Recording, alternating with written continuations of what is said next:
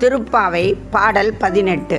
உந்து மத களிற்றின் ஓடாத தோல்வழியன் நந்தகோபாலன் மருமகளின் அப்பின்னாய் கந்தம் கமழும் குழலி கடைதிரவாய் வந்தெங்கும் கோழி அழைத்தன கான்மாதவி பந்தல் மேல் பலகால் குயிலினங்கள் கூவின கான் பந்தார் வீரலி உண்மை தூணன் பேர் பாட செந்தாமரை கையால் சீரார் வளை ஒழிப்ப வந்து திரவாய் மகிழ்ந்தேலோர் எம்பாவாய்.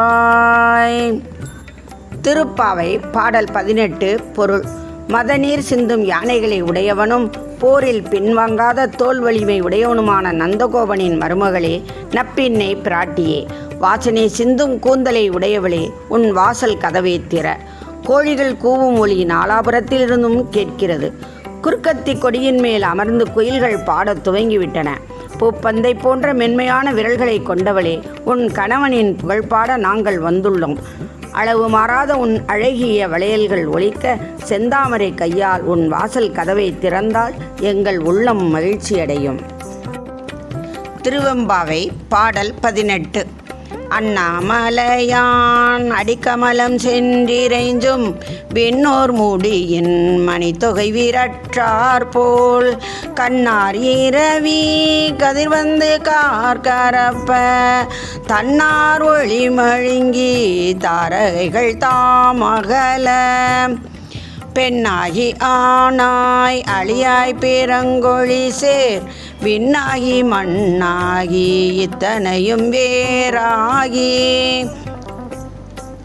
கண்ணார் அமுதமுமாய் நின்றான் கழல் பாடி பெண்ணே இப்பூம்புணல் பாய்ந்தாடேலோர் எம்பாவாய்.